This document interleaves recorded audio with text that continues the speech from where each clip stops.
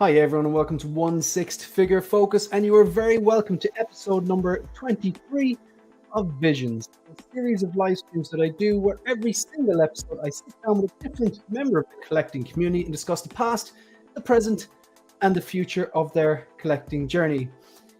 This one I am particularly excited about. The reason I don't buy statues is because of the option to articulate and repose and engage with these beautiful 1/6 scale, highly detailed, highly movie accurate pieces. But in order to be a good poser, you need to know how the figure moves. You need to know how the human body moves. You need to have an imagination, a bit of inspiration, and a bit of dedication and skill to put that all into the effect to pull off some dramatic poses. This particular member of the 1/6 scale community probably needs no introduction. Fantastic poses, fantastic dynamic poses. I suppose that is the best way I can put it. And a case behind him, which looks like a Modu case, but he actually built with his own bare hands. We have Peter from Posing with Peter. How are you doing? Hey Shane, thanks so much for that incredible intro. I'm honored to be here. And yeah, man, I'm doing really well. And hey, everyone in chat, it's good to see you. I suppose the first thing we have to do is cheers, Peter. Yeah, cheers, buddy. And to anyone Sláinte, as we say in Ireland. Yeah. No, look, I call it like I see it. And I just obviously thank you very much for joining me here. I harassed him for months. I eventually got him, though. I wouldn't take no for an answer. I'm not even lying. Perseverance is key, you know? Yeah, exactly. I'm kind of like the the Mark 46 guy, but for my visions, you know. So, that guy's a legend. yeah. Only now I've got what I want here, and I'm delighted to have you here. Did you see that he didn't like it though? Careful what you wish for, yeah. Careful what you wish for. Yeah. I'm just no, thanks very much for being here. I really appreciate it. I'm a big fan of your channel. I have been a big fan of your videos for a long time. I think I would qualify you. I actually do think you're an artist. You know, that's just the way I see it. And very impressed by I genuinely thought they were Modu cases behind you. But I've actually watched that video, Peter. So we're going to address some of the chat before we start here. So that's just me warming up the crowd. We have 12-inch Moose Stream. Very nice. We're delighted to have you here. Thanks very much. Very consistent. We have Blitz 0065. Very excited for tonight's show. You and me both. Got a good seat and my refreshments. I like your style. William Owens, I hope it's a Guinness. No, it's a beer tonight. As Yelena would say, a true poser. Brilliant. Yeah. Brought to you by our sponsor. Exactly. Sorry, this does contain product placement. We have Good for Health, AO. T-Ria, how are you doing, T-Ria? We have Calvin Williams II. This is a treat for sure. Been watching Peter's posing works for years now. Thank you, sir. And thanks very much for him to join us. Empire Strikes Again, a £2 super chat. Two gentlemen at the top of their game, but I don't know about that now. But Peter definitely is. I've seen his poses. Just again, a shout out, massive thank you for the super chat. I have said before, I'll say it again. You're probably getting sick of hearing it, but since I've been monetized, all of my revenue from the 1st of August when I got my first super chat to the 31st of December this year, all of that is going to be gathered up and dedicated, whether it's super chat, super likes, super thanks, ad revenue. Once YouTube has inevitably taken their 40% cut or whatever it is, I'm going to donate that to a charity in Ireland, and I'm thinking the Temple Street Dublin Hospital. It's our national children's hospital, so that is the plan. So thank you very much for the super chat. You don't have to do it, but it is appreciated. It's going to good cause. Riley Reviews, excited for Visions. Peter is the man. Can't wait to be on both of your shows. Riley, we have to do another stream together. That's fact, because you're going to introduce it with "Let's go." That's where it's going to go. Let's go. Yeah, it's got to be done. Peter is definitely a legend. I would definitely agree with you. You're getting loads of love here. This is good. This is what the community is all about. Shane must be struggling to get that beer fridge up the stairs. But I'm going to let you in on a slight personal detail. I never drink in September, and I never drink in October, and I never drink in January. So this is the last live stream you're going to see me having a beer or two for a long time. It's just a ritual that I do. Yeah, it's Wait, hold on. So go on. I'll respect the reason. I just wanted to clarify, what were the months? I'm a chemistry teacher. We call it secondary school, a high school chemistry teacher. And so September and October are very, very busy. So I really like to just be, very, very disciplined with like food and health and training. So I can just make sure that, I'm doing the best I can do for those first few months, because they're really important. Like the other months are important too, but those first months are really important at the start of the year. So it's just a ritual I have. And sure, January's boring. No one has a beer in January, really. I mean, well, I'll be your drinking buddy in January. So okay, I'll respect that. And September, October, we'll clean. Strange ritual, but it's definitely. I respect that. Yeah, thank you. Boba Fettuccine, what's up, all? Wakanda forever. Yeah, we might touch on that. We've seen the announcement today. I also cannot say this guy's name without laughing. It cracks me up. Boba Fettuccine. Yeah. Let's go with Peter, the posing ninja. Pose challenge and needs some posing help. Well, we've definitely a few questions. Hopefully he'll be able to give us no doubt some of his experience, skill and wisdom. We can use that to improve our posing. Let's get it. It's actually let's go, but I'll allow it. Calvin Williams II. Feezy's Figures, what it do, crew? Insane one. Hello, says hello all. Empire Strikes Again. Let's go. Collector Joey was quick off the mark today. I didn't watch the video yet, but I will, about his preview of the Black Panther that was released. I'm pretty sure that was Collector Joey. I haven't got around to watching videos today. That one just dropped. Yeah. I think a lot of people are very happy. T-Ria says hello everyone. Blitz again. Here we go. Oliver Pilgrim, probably the most generous man in the game. Thank you very much for being here. And you probably, did you see that episode of Collectors? Oh, amazing! Like, come on, like that's tear-jerk moments. I sent Oliver Pilgrim a comment about how that had such a positive impact on me as well. So yeah, absolutely. It's these little things restore my faith in the human race. You know what I mean? It's a very positive community for the most part. Yeah. And these are the things things that tip the scales. And I'd be lying if I wasn't influenced by the kind of charity thing that I'm doing. Right. I kind of had an idea already, but Oliver Pilgrim was kind of like, there was that little push, and only, that's amazing. 100%. Philip the Fool, what's up everyone? Commander Green is here. Hello everyone. Phew, not as late as Nas. No, this is an early stream for me. This is a great stream. Collector Joey says, the pose god. Righty says, Peter. T-Ray, cheers, I presume. Yeah. Philip the Fool, posing Peter. What a legend. Brandon Salad, I can finally put a face to the voice. Exactly. Mike, it's not Mike, but there's no exclamation marks. Love it. Mark Mikes. What's going on, folks? I'm posing with Peter. What is going on? Posing with Peter in the chat. True Pro, warming up the crowd. It's Firmage, the twins of clean. That is definitely getting a laugh here. Christian Lopez, thanks for being here. How are you? Empire Strikes Again. I'm glad you're drinking in April. We can have pinted celebration. Absolutely. Shiny. Just caught Peter's custom cabinet vid today. Really cool. Just came up on the suggestions. Yeah, definitely worth a watch. It's just it looks like a Modu case to me. It might even look cleaner, and it's a lot cheaper. Mm-hmm. I'll be playing with the DX19 during the stream. Yeah, great piece. Nice. I like doing that. When you pose over there. Yeah, you have it too. Brilliant. Yeah, it's a great piece. When you pose, do you actually listen to music, or would you listen to ending, or would you put a stream on the background? Just casually. That's not one of the questions. I'm just curious.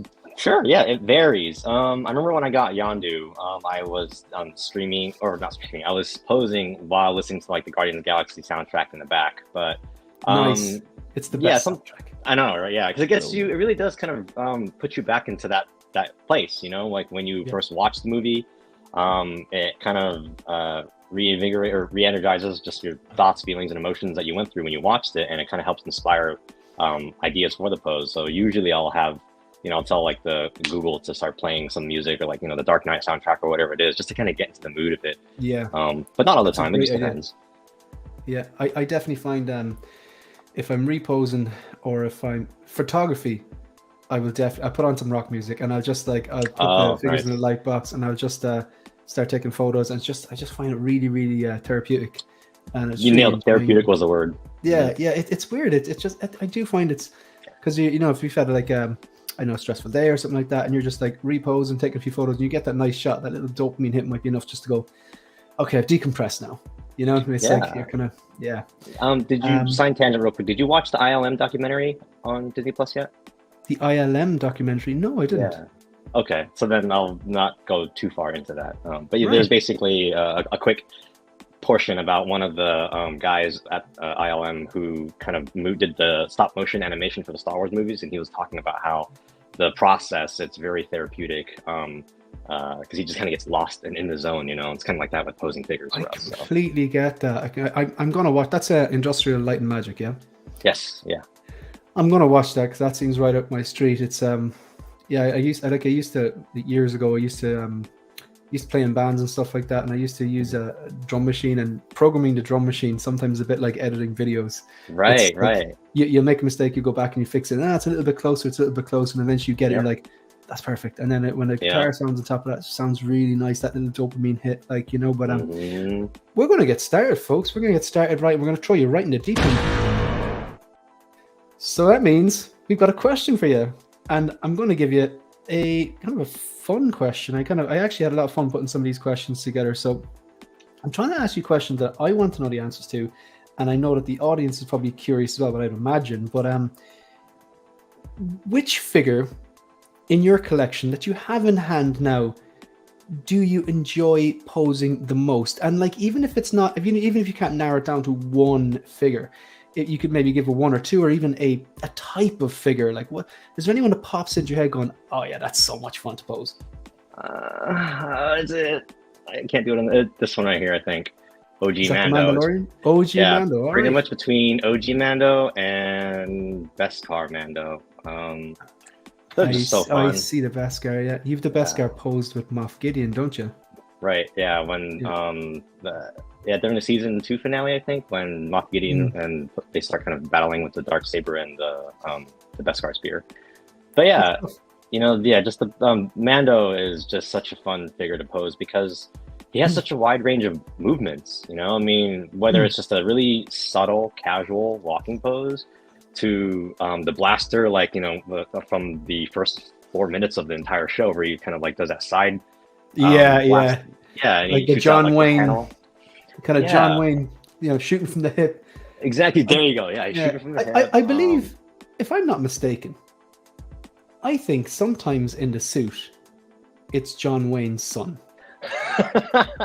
No, I don't think I'm actually joking there. I'm pretty sure someone said something to me like, yeah, it's not always Pedro Pascal in the suit.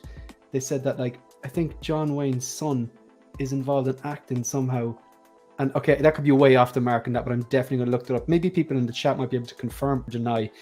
So what is it about those two particular figures that you like posing? Is it just that you really like Mandalorian? Is it just that it comes with a bunch of accessories? What is it about them, like? Yeah, you know, kind of similar to what I had mentioned in, I think it was the OG Durasteel Mando video that I did. Just the impact that Mando had on pop culture. You know, like, at the time there was just so much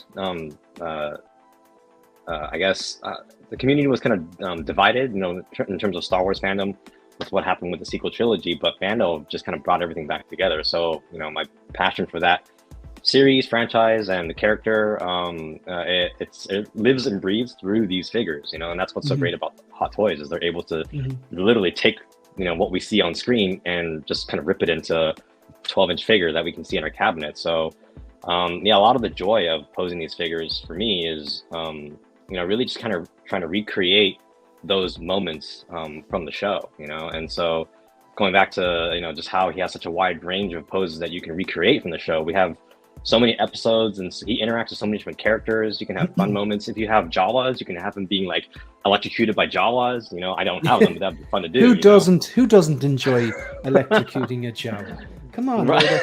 they're little thieves, you know. No, he was electrocuted by the Jawas. They all right, blasted him with the stun. Well, he was trying to steal stuff back from them. In their heads, if they stole it, it's still theirs. Yeah, exactly. Yeah, Yeah. And yeah, so just the wide range of poses that you can pull off with that character, because it's a fabric suit too. It's fully fabric, so you don't have to worry about damaging it like a Spider-Man figure or Mysterio or things like that. Like the Batman, I think BVS suit has been like flaking for some people, so those are things that you don't really have to worry about for Mando. And so that's why I just have so much fun, just really posing that guy. Just to my heart's content, I guess. So because it's a fabric undersuit, really, which is the armor plates are separated, which we love that. As if you're posing, you love that. And did you remove? I believe you removed the fat suit from one of them. Did you? Was that the yeah? Well, both. I think it was. Oh, wow. At first, for the Durasteel one, I removed it entirely, but then it was like too skinny. And that was before I even filmed that whole video thing. It was just one of those things where I removed it just to see what it would pose like. It was really posable, but he was, he just wasn't looking very healthy. Kind of like a malnourished man. Yeah. Right. And then so that was when I went back in and just kind of like chopped up pieces so that the gauntlets wouldn't be so loose, the shin guards wouldn't be so loose. And I think that was kind of like the recipe that I landed on when I filmed the Beskar Mando video. It was like, hey, you can kind of like chop up certain pieces here, remove the body so that way it still kind of moves around. And then eventually, but I think over time it still kind of looked a little bit kind of thin. So then I went back in and put the chest back in. But so now it's basically the padded suit is done in there, but it's kind of just chopped up at like the joints and whatnot. So just to give it a little more still get the bulk, but you get more articulation. That's a brilliant idea. Yeah. And I have to ask, like, so you see, when I see your poses and I see the little tricks you do with like a transparent wire or something like that, and I'm looking at it and it's like, that looks like it's levitating, I'm thinking, I would never think to do that. And it's like there seem like such simple things, but like it's only simple when someone does it, and it's like it almost seems, how didn't I think of that? It's so simple, but it's brilliant. Like, are you a naturally creative person? Were you artistic in school? Were you creative? Like, or is it just does this bring it out in you? I think it's more so my frugality, if that's the right word, but just like not really knowing how to fashion a lot of I guess expensive type of I don't know how to explain it, but essentially, it's just kind of pulling things from what you already have in your home. That's what I always tried to convey in the videos, was like, there's a lot of talented artists out there that do really incredible custom work. And I, I'm not in that category. And so I just figured, okay, well, what can we try to do to accomplish, a goal like Spider-Man web swinging and whatnot? But what can we do to try to get that to be displayed without using the display stand that can kind of dig into the suit, while also using just household items, And so it was one of those things where you just kind of like look around to see like, what do we have? Do we have strings available? Do we have, like saran wrap or whatever? And just kind of going from there. There are tons of creative ways to display figures. And I think another one that's really popular in toy photography that's been around long before I even jumped on the scene was like using wires to kind of I guess display figures. A lot of photographers like when they go out outdoors and take photos of their figure's aerial, they'll have it on these wires, and then they'll take multiple shots of the figure on a wire, and then they remove the figure and take the same shot and then just airbrush out the wire. And so the whole idea of using wires in figure photography has been around long before I even like started this whole thing. So I think it draws a lot of inspiration from what I've seen there as well. I do think you still have to have like a creative eye to like, you could give me the figure that you use to get an amazing pose, and you could go, right, there's the wire, Shane, there's the sellotape, there's the blue tack, and this is what it looks like. And I would probably still not be able to create it as good, like, but that was actually a double barrel question, because the second part of that question, so you've said your favorite kind of two figures in your collection to pose at the moment are OG Mando and Beskar Mando. What I want to know as well, the second part of that question was, is there a figure that you have on pre-order? Do you have anything on pre-order? I'm not going to ask you to list out things. No, actually, but I think maybe around 12 on pre-order or something like that. I like the way you were looking at me kind of going, are you serious, mate? I'm a 1/6 scale collector. Of course I've got pre-orders. What I'd like to know is, in terms of your pre-order list, like, is there one particular figure you're like, I cannot wait to get my hands on that? I'm gonna have like so much fun posing that. Is there anything that jumps out to you? Yeah, it's definitely gonna be the in-art Joker, the rooted hair 2-pack one. That one I'm super excited to get, just because it's gonna be different. That's the biggest thing, you know, is, with a lot of this current 6-scale figures, Hot Toys, third parties, they're all kind of, you know, more or less the same in terms of engineering, you know, maybe different clothes and whatnot. But yeah, the fact that the, you know, in-art Joker is going to have, you know, magnetic, arms, you know, and I don't know how that thing's going to work, but that's going to be a lot of the fun, is just kind of discovering how to pose that thing, to look like it just jumped out of the screen. So yeah. Yeah, that can't come soon enough. Because there's definitely a bit of, I've heard people saying, like, you know, oh, it mightn't have the same amount of points of articulation as a Hot Toy. It could end up being a glorified statue. And then, then what's the point in them making a 6-scale figure and calling it a figure if it's more or less going to be a statue and stuff? Like, I personally, I think the thing's going to look brilliant, and I'm looking forward to just getting it on the shelf. Like, but I probably won't be doing anything outrageous with it. So, like, whereas you like do tend to do dynamic poses and stuff like that, so it'll probably affect you more. But I'm really looking forward to seeing like the figure and then what you can do with it as well. Yeah. So, we're going to get stuck into the past now. So I'm just going to ask you a few leading questions. You can take this in whatever direction you want. I'm sure a lot of people want to know the answers to these questions. I definitely do. I'd definitely like to know how it all started for you. What was your first 1/6 scale Hot Toy? How did you find out about it? Where did you see it? What company did you buy it from? Do you still have that figure? How did you react to the price? Like, or did you know it was going to be like a rabbit hole, or were you like, no, I can just get one, it'll be fine? Like, where did it all start? And even maybe throw in if you were collecting at the time. There's just some examples of questions, but just take it over. Where did it all start? How did you get into the 1/6 scale game? Yeah, so it's funny because I know that you asked this question to your guests, and even having had time to think about it, I don't know how to answer or where to start because it's all over the place. So I guess I apologize in advance to those viewing, you know, in case the story just kind of goes all over the place. But I guess it kind of goes back to around maybe 2014 or so. The first time I ever heard of Hot Toys is when my partner and I were kind of still early in the dating. His name is Nick, and so instead of just saying my partner the whole time, I would just say Nick. So we were watching a show called Comic Book Men. Have you heard of this show? No, never. Okay. Yeah, so there's a show called Comic Book Men on the AMC channel here in the US, and it basically kind of follows, I think, Kevin Smith and his buddies who own a comic store.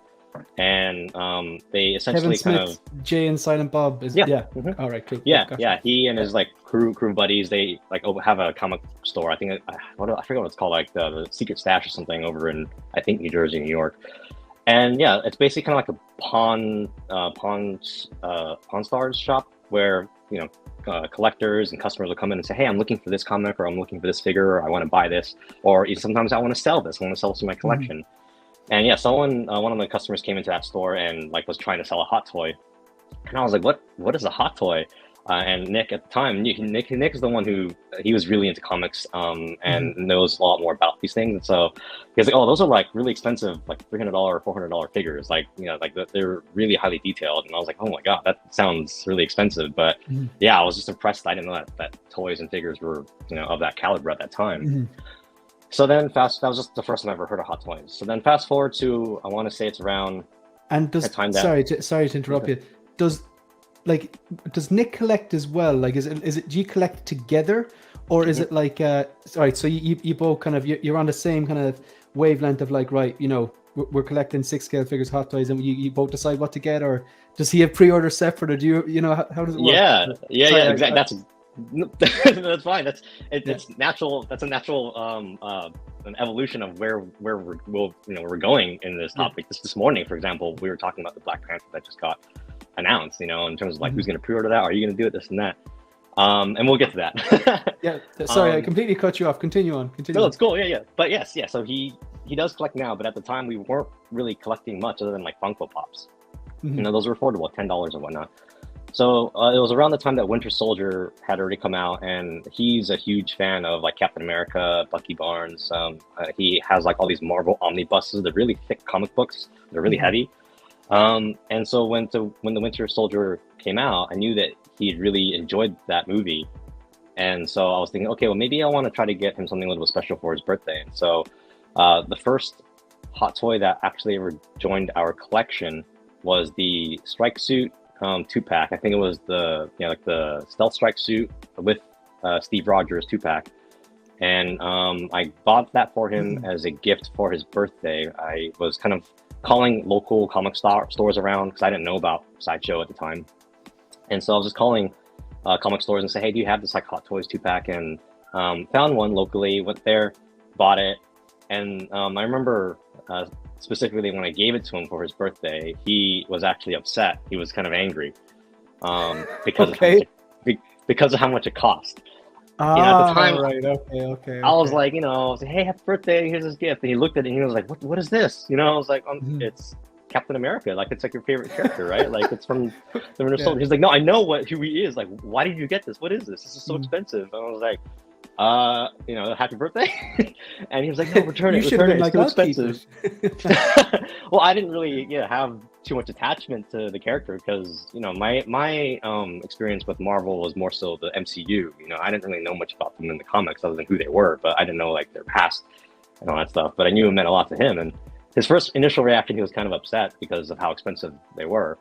And it's just funny because I didn't think much of it. I was like, oh, it's just this one time, no big deal. Maybe it's an expensive figure, but we're not gonna, it's just one time. And he was like, you don't understand what you just started. So he knew before I did. Yeah, he was like, you have no idea. So he's the visionary, definitely. Yeah. He knew that once you start, you don't, And so I just thought, it's one and done. Is he watching right now by any chance? No, he's working. Yeah, he's. All right. Well, just in case he rewatches it, it kind of, you knew. Peter was oblivious. Yeah. So that was the first one in the collection. But then I think it was maybe not that long after that, I started thinking, okay, well, I got one for Nick, so now I kind of want to maybe get one for myself. And Star Wars has always been my passion. Star Wars, 80s movies, things like that. And so I've been a Disneyland annual pass goer for a long time. And so at Disneyland, there was this area called the Star Wars Launch Bay. And it was this area in the theme park that had 6-scale figures on display from Hot Toys and Sideshows. They had like, Luke Skywalker, Vader, C-3PO, like all these figures on display. And I kept on, every time I would go to Disneyland, like every few weeks, I would like just, keep on window shopping and just looking and like, oh man, I really wish I had that. I really wish I could own that. But the price was too high. Shopping. I know, right? Yeah, it's just like I have like so many pictures of it. It's funny. like we have a Forbidden Planet in Dublin, and I never buy there because it's highly overpriced, and that's not even the shop's fault. It's Dublin rent prices and stuff like that, and yada yada. But I will always go in there and walk around, because sometimes you might be on the fence about something. When you see it in person, it might be enough to go, yeah, I don't need it, or yeah, I want it, or whatever. And maybe some days I'll see a deal or something. But sorry, continue on. Yeah, I mean, that's the exact, I guess the double-edged sword of window shopping is that you may want it, and then but like, no, it's just too expensive, I can't do it, so I'll just appreciate and admire from the other side of the glass. But then during one of those trips, I went with a friend whose mom works for like Disney and ILM, and so she kind of gets like an employee discount. And so we all went to the Star Wars launch bay, and they're like, oh, Peter's doing this thing where he's just kind of like, window shopping. And the mom, my friend's mom was like, well, I can get that for like a really good discount. It's part of my, employee, benefits. And I was like, what? And she's like, yeah, I can get it. It's holidays, I can get it for discount. So if you want it, just let me know and I'll get it for you. I was like, oh my God, what? And so, from there, since she was able to get Sideshow Vader, I think it was like a 30% discount or something like that. But that was kind of like my first 6-scale figure. So even though like the Captain America 2-pack was the first one in the collection, that wasn't really for me. That was a gift for Nick. So the Sideshow Vader was the first one that I got. And I remember just when I brought that home and popped in the batteries and his chest box was lighting up, and I just had him like holding his chest box and just doing like the regular poses, just kind of pointing his finger. I was like, man, this is crazy. You can actually, just kind of recreate scenes from the movie and the fact that it had, you know, just like a fabric cape and the chest box was lighting up, it blew my mind. It was insane. So Yeah. that was I've the heard first. that's a good one. I think Costa from Pop Culture Living Room, who you know, obviously you've seen some of his videos about the custom made kind of like what you've done as well. I know you shouted him out in the video. His first 6 scale was the Sideshow Darth Vader as well. I believe he got it as a gift from his wife. Like, so it's both starting the exact same 6 scale. So the first kind of 6 scale that was in the home was the Cap 2-pack. Is that the civilian and stealth suit? Was that be right? Yeah, the civilian, Steve Rogers, and then the strike suit Cap. Gotcha. And then your own one then was the Sideshow Vader. So around that time then, like, I just have to ask, what happened next? Funny enough is I thought that was it. You know, he had his Cap, I had Vader, I'm good. And then all of a sudden, you know, it got to the point where I would come home and from work or something like that, and we didn't have detolfs. We just had like I think it's the Billy bookcase from IKEA. It's a really all black, very tall bookcase. That's where we would kind of stuff the figures and whatnot. And I would come home and I don't know, like randomly I would look and I'm like, wait a minute, there's another Captain America in there. I didn't get that one. And all of a sudden, you know, like he had gotten Captain America from like I think Age of Ultron. And then a few weeks later, like there was a Deadpool in the cabinet. I'm like, wait, what's going on? Like we're getting more, like what? Like there's more figures that are just randomly showing up in the cabinets. So that's kind of I guess what maybe like signaled, hey, maybe we can kind of just add a few more here and there. And then then I was like, okay, well, since we keep on adding more, let me go ahead and see if I can hunt down one of the figures that I really wanted, which was RoboCop. And so that, what he's like, right somewhere down there. And yeah, RoboCop was just something that, there's a funny story that I guess kind of want to share, is that when I was a lot younger and, you know, my family didn't really have a lot of money, I really wanted this RoboCop figure at like Target, and I don't know, it was one of those things where it might have been like a $12 figure, and at the time that was a lot of money for a toy when, like, you know, we would normally spend only like $2 or $3 on like a G.I. Joe or something. And my brother had promised me, he's like, yeah, I'll get you a RoboCop, I'll get you this RoboCop, because we had like an allowance for doing chores around the house. And he promised he'd get it for me, but then he never did. And that kind of like traumatized me as a kid, I think. So it was one of those things where many, many years later, you know, I found out that there's a die-cast RoboCop. And I was just like, man, well, that would be great to be able to pick that up. But then I was like, wait a minute, I'm an adult, I pay my bills, I have funds to do this. And so, yeah, I started looking around on eBay, and it's crazy. You know, at the time, I consider myself so lucky to have been able to get it, because I got this RoboCop. It was used, but it was in like perfect condition, and it was like $220 shipped. Whoa! Yeah, is this a diecast one? Yes, the diecast one. Diecast and RoboCop. with the swap out battle damaged helmet and chest plate. Battle damaged head, battle damaged chest plate. I know. I consider myself lucky. At the time, I was just like, man, $220 is a lot. You know, exactly. Hindsight 2020. I didn't know at the time. You know, like I thought, man, that's a lot of money for a figure. Man, but it's RoboCop. I need it. Yeah. And yeah, now where we are today, it's like, man, I got lucky. Yeah, like at hindsight 2022, because the prices are more expensive now they were in 2020. But like that figure, like when I saw okay, I'll just really quickly tie this up. The films that scared me as a child weren't necessarily horrors. A lot of the time, the films that scared me the most as a kid were the humans were doing terrible things to each other, and it kind of got rid of the naivety in my head to kind of give me a little bit of dose of reality, going, yeah, sometimes people murder people or whatever. The scene in RoboCop when he is on his own and Clarence shoots his hand off, I still remember jumping as a kid because I shouldn't have been watching it, and I was about like I couldn't have been any more than 8, 9, 10 max. I think I was less than 10, and I got that kind of, I couldn't stop watching, but I got that really like no, people don't do this to each other. That would never happen in real life. Like, and it definitely wakes you up. But the film, it's just those first two movies I really love. And when I saw the RoboCop 3 drop, I was like, okay, now I'm good, because either A, I buy that and just put the jetpack to one side and pose it, you know, as RoboCop with the gun, but B, which is more likely, a lot of people are actually dropping down their price for the MMS 202, which you have, or the MMS 203, which is the same as the one you have with the chair. So yeah, I'm already seeing some of those prices get a little bit more reasonable. I missed out on one last week, but definitely going to get it. I think, 100% agree that is just a fantastic. Some people claim the Graham from the Jedi Knights Watch claims it's one of their best they've ever done, and I've seen the reviews, but what do you think? I wholeheartedly agree. It's one of those things where after all these years, all the different figures that have come out, it's still just, it holds the test of time. You know, I mean, it has heft. It's quite posable, even though the arms, over here it has like a rubber gasket or something like that. And I think also maybe in the backside, I forget, but yeah, it's just one of those things where it literally just translates to figure format so well, even though if the color scheme isn't 100% accurate, because like he changes different shades throughout the movie, right. But it still is just it's done so well, and we can go on and on about that. But I was just thinking, I know normally sometimes you like to address the chat. I feel bad that we've gone like 35 minutes without even mentioning.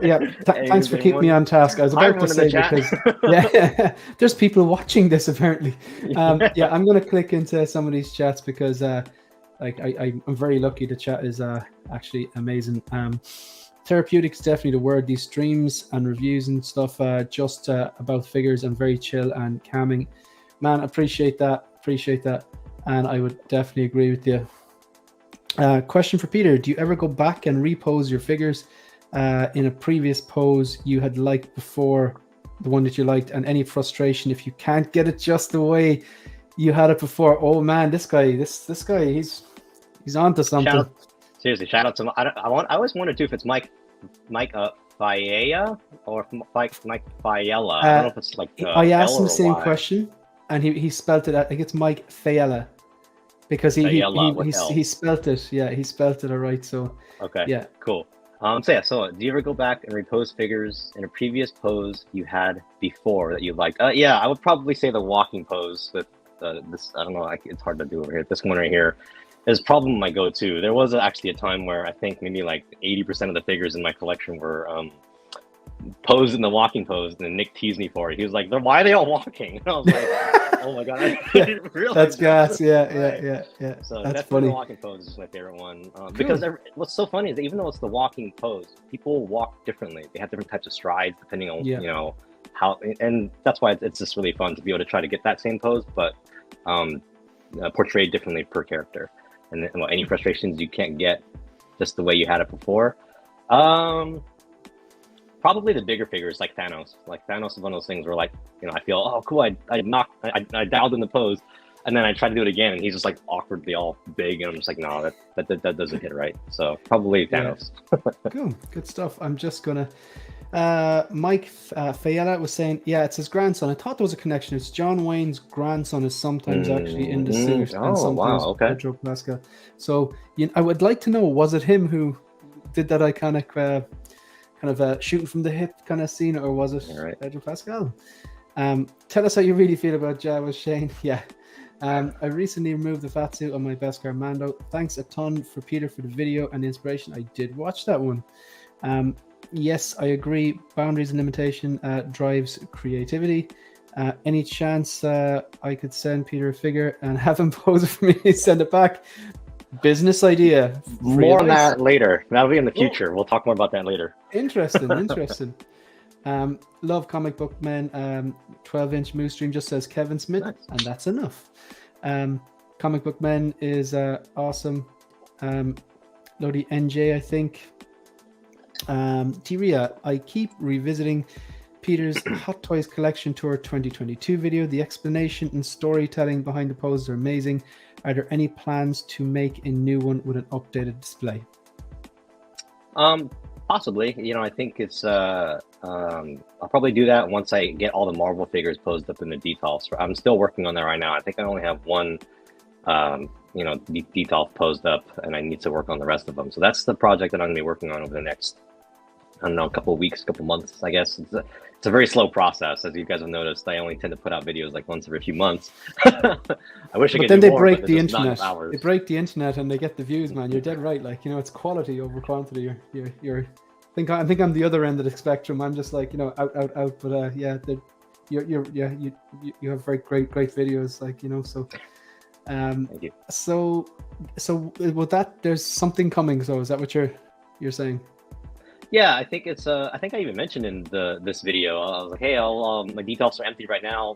But maybe I'll put out like a video for the details once they're filled up. So yeah, I mean, it might be like a Q4 collection tour.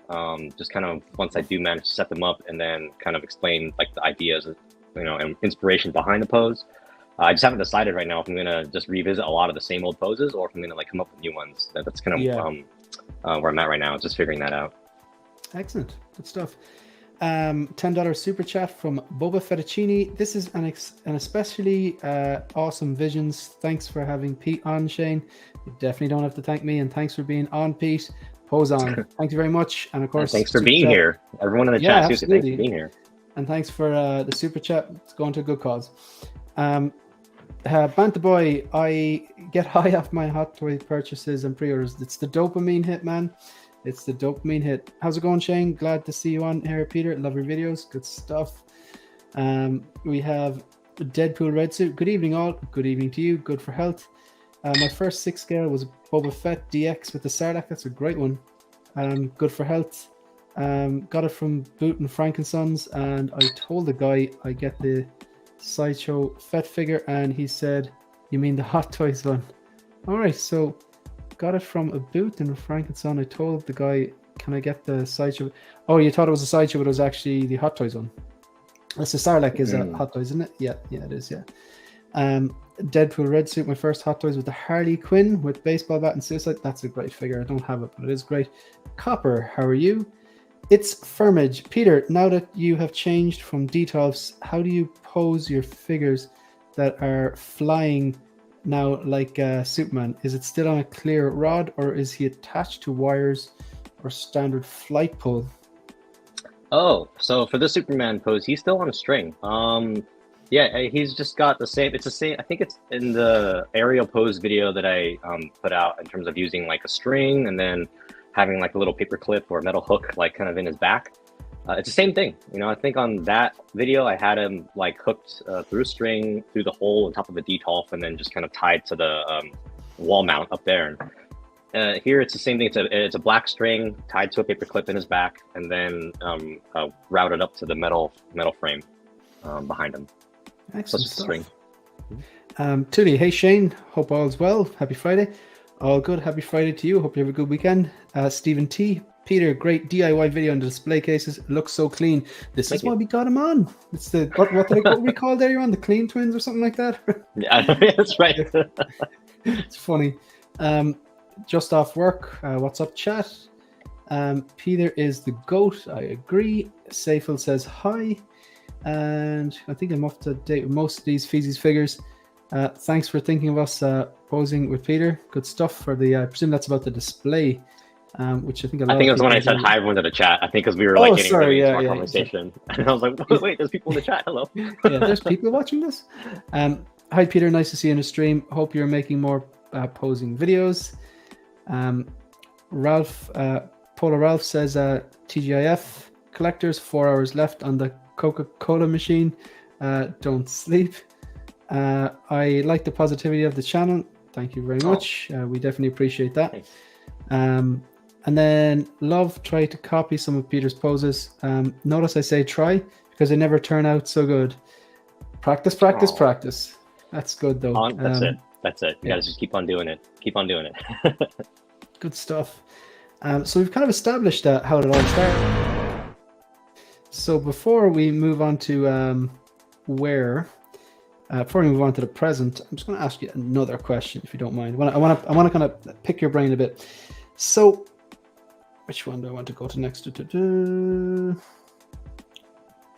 Right, where do you get where does your posing inspiration come from? Like, where do you typically get your ideas for posing particular pieces? Where does that come from?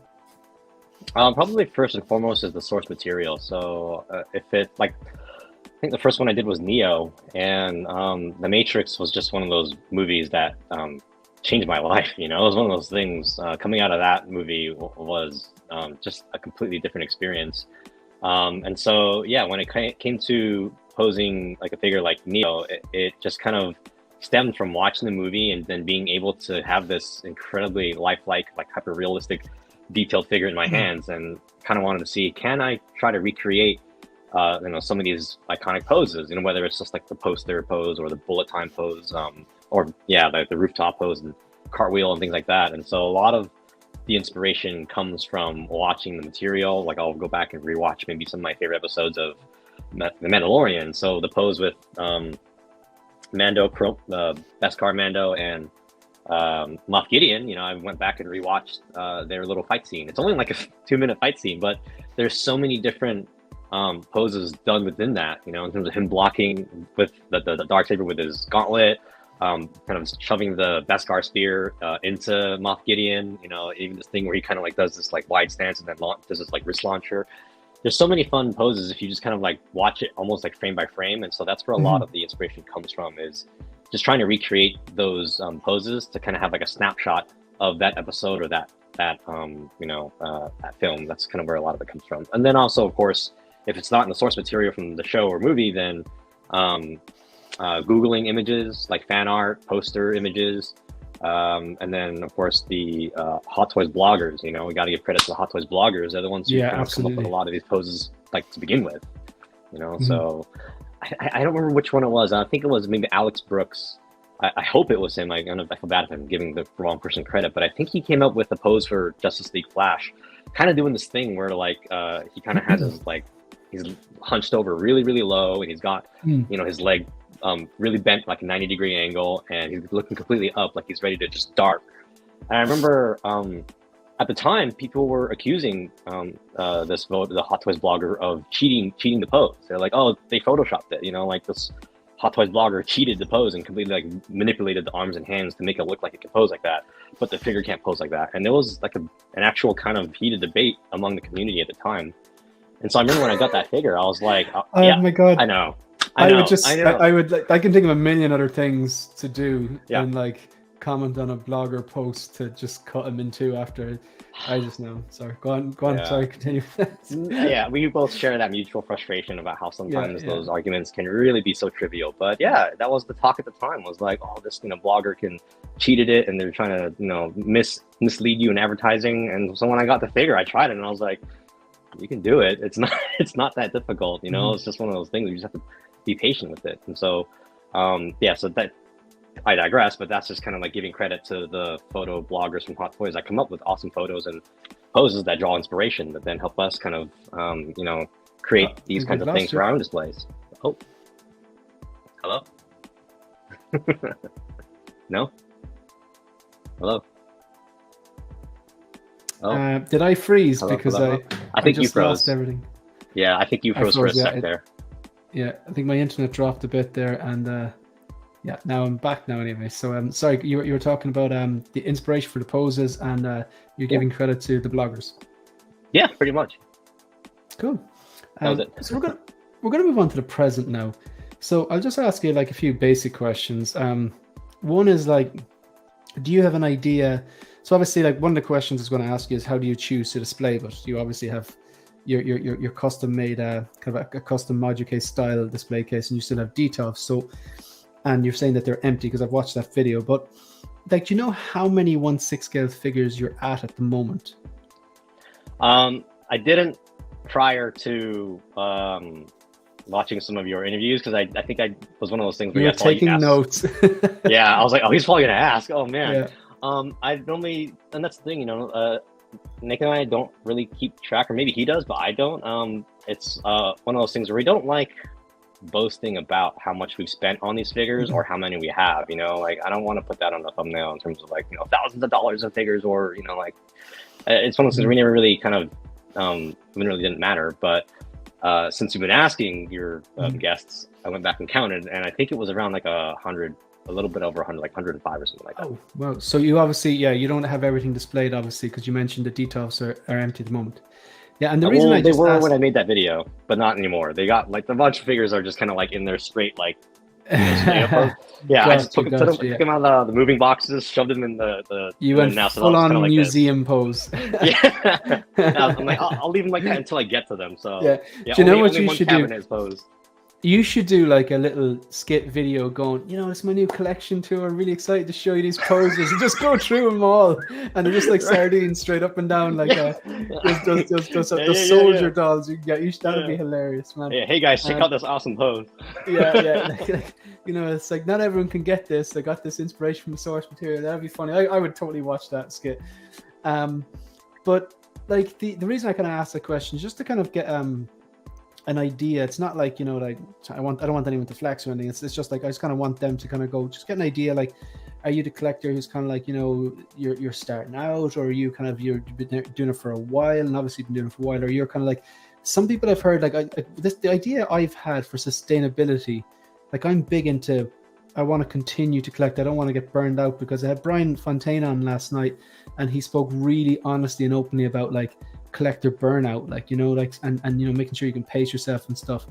I do like the idea of maybe having a number and go, right, let's say it's 30 or let's say it's 50 or whatever, but you have this number and you're like, okay, I'm always going to have 50. If one comes in, one has to go.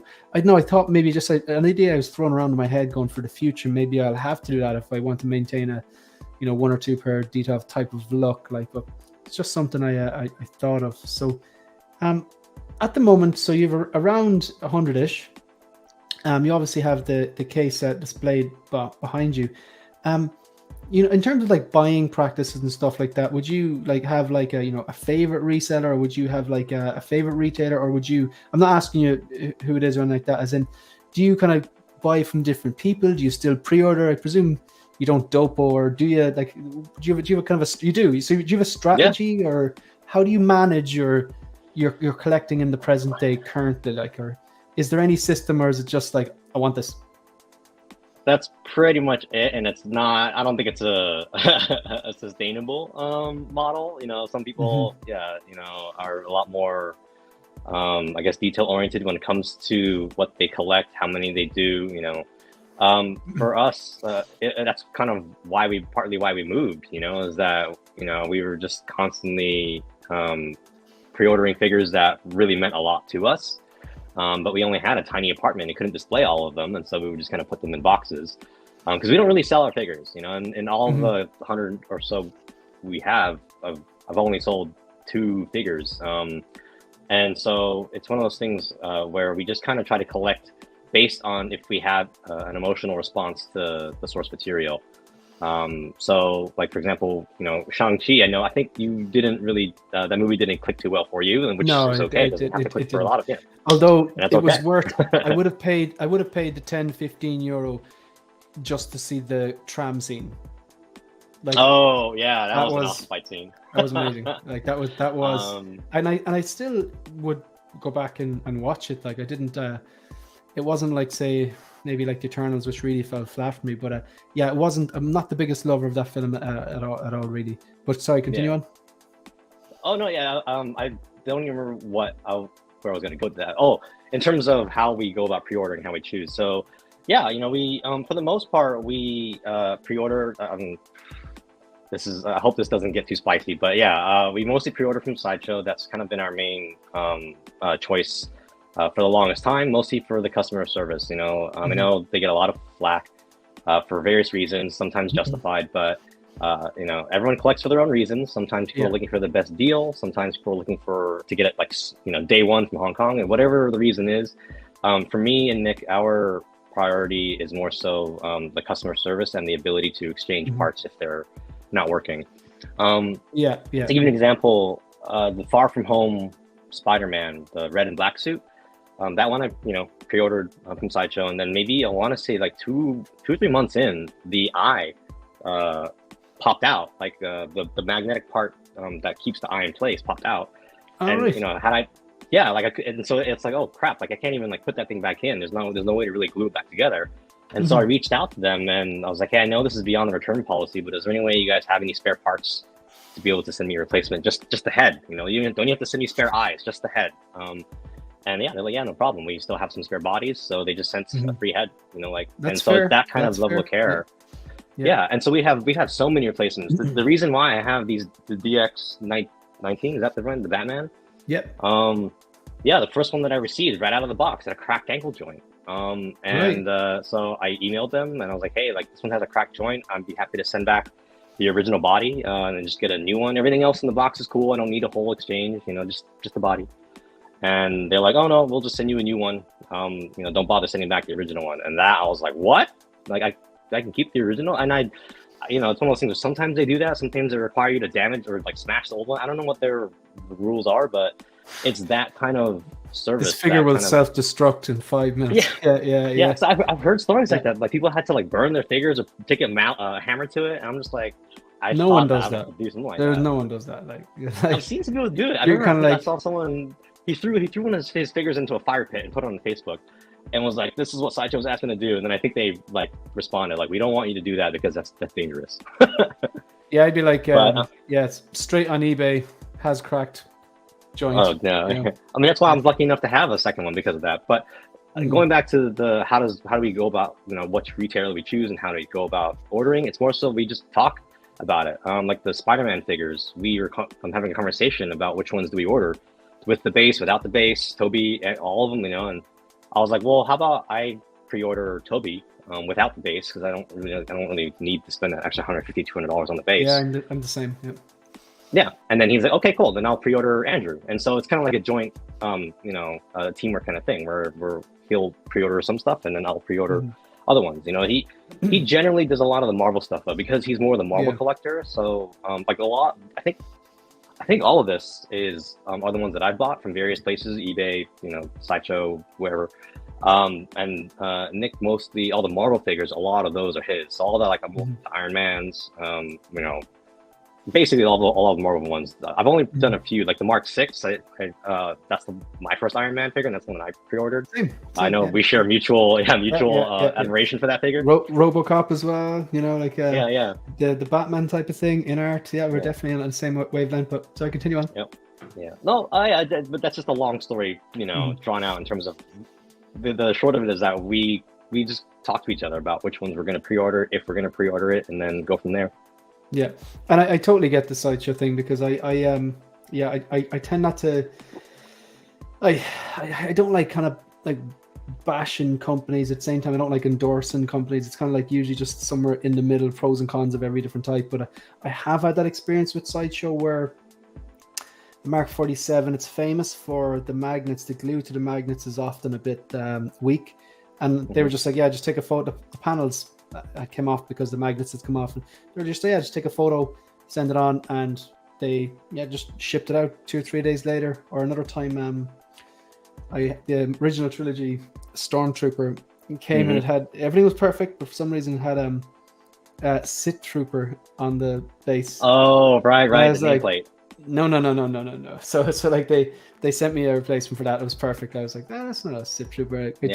And there's so many examples of that, and it's just like, I mean, that's why we're okay with spending a little bit extra, even if we can get it much cheaper elsewhere, or it's just one of those things where having that peace of mind for us, it's peace of mind. I think that's what the long story drawn out is that peace of mind is what's most important for us. Yeah, and that's the thing, like, because your geography is so different to my geography, whereas if I buy from, like, say, a Sideshow or maybe a US based company that or even in Hong Kong, whatever, that is doing things by the book, and they write the true value on the import form, I automatically get another 30% across the border. So I can't really, that's not sustainable for me. But that's not on Sideshow. They're doing they're crossing their T's and dotting their I's because they have to be doing it legal. But for me, it's like, all right, I need kind of like people who mark values down and stuff like that, because it's because I'm not rich. But like we're in America, you don't have that extra 30%, which is great. Like, so I could see that, definitely. But I did do a video on Sideshow, and that's one thing that comes up. They do have great customer services.